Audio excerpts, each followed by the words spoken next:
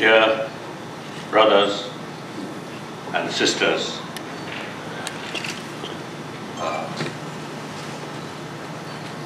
I usually prefer use this word, brothers and sisters, because I really feel 6 billion human beings are essentially brothers and sisters.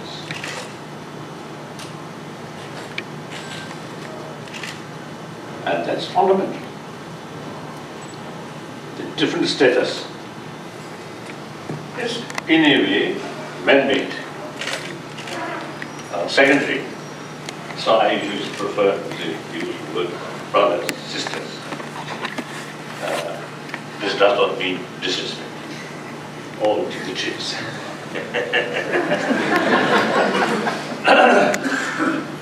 I consider that in this public meeting, I really feel important because my main commitment, my main interest is promotion of human value and promotion of religious harmony. In these two fields,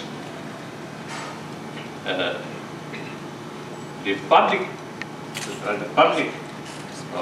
or the people individually have important role for promotion of human values, promotion of religious harmony. So through governments or regulations and resolutions may not much effective. So each individual, each of us, within your own family, try to promote human warm-heartedness or sense of community, sense of responsibility, sense of affection. Then the family level problems or some conflict within the family members can solve through non-violent way or human way. And then through that way, the community level, we can change of the atmosphere, more compassionate community. Through that way, there is real possibility to change a human society, to become more compassionate society, more sensible society. As a result, everybody will be happier. Then the promotion of religious harmony also. Of course, it is indeed very, very important. You see, meeting with leaders of different tradition and participate some kind of interfaith or service, useful.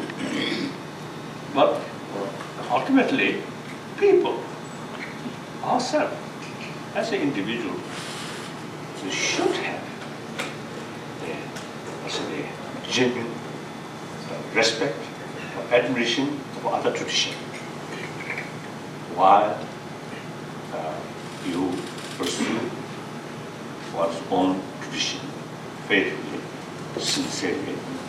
Meantime, respect all other tradition. That's the foundation of promotion of religious harmony. Now it becomes quite clear. Western knowledge, the modern science, I think really highly developed, very, very useful. And with that, marvelous technologies, these things to happen. Marvelous. It immense help to humanity. In Asian, particularly the Indian ancient knowledge about mind, about emotions, it seems now quite clear, it's very rich. Compare Western modern science, I think the ancient Indian thought, particularly Buddhist thought, about emotions and mind, and I think more detailed explanation about different emotions. The mind, it also something like world. There are so many sort of different levels or sort of different categories. So like external things, some are beneficial, some are harmful, like that. Knowing or knowledge about these things are something very, very helpful in order to develop more healthier mental attitude. Many of our problems today we are facing is ultimately due to imbalanced emotion. That's quite clear. So the imbalance of emotion, how to tackle that? Only through training of mind. There is no third way, right? No other way. Surgery, maybe some extent, but limited. Unless we take whole brain, then we will die.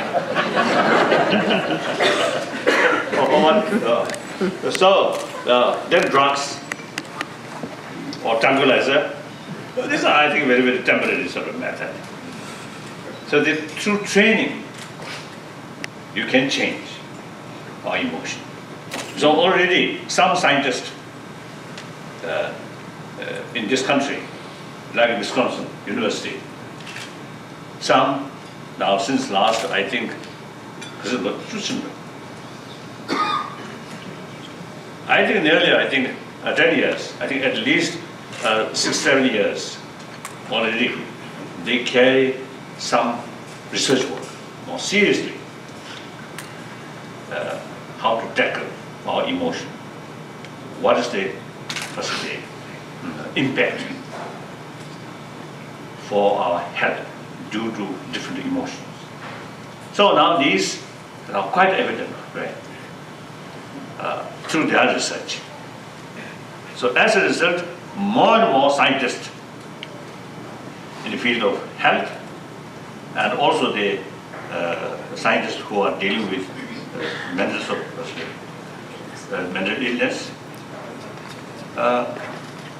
So now it becomes quite clear it is useful to carry some deeper research work jointly.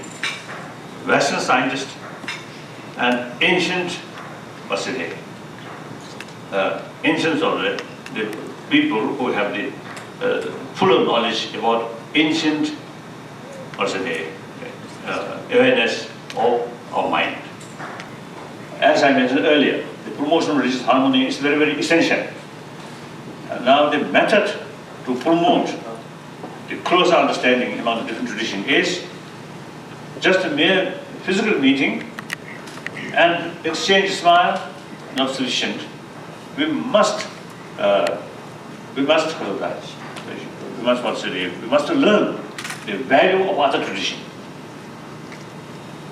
Through that way, you can develop the awareness of value of other tradition. As a result, respect. Now, according to my own little experience, after we become refugee,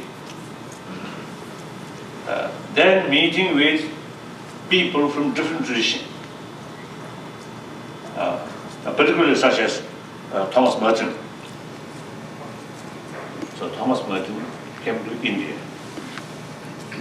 and spent some time there. And then I had, I think, at least 3-4 days continuously meeting with him. That, for me, the first time to thoroughly introduce about the value of Christianity. So then, of course, later, I met several sort of genuine, good practitioner of Christianity. Different occasions, different places. So immense help to develop understanding the value of other tradition, the Christian tradition. So as a result, naturally, sense of admiration, not only sense of respect, but sense of admiration and sense of appreciation. The Christianity, 1,000 years, to millions of people, how much provide inner peace, inner strength. So similarly, Islam, Judaism, and many other traditions. Once you learn the value of that tradition, then automatically you develop genuine sense of admiration and respect like that. So for that, we need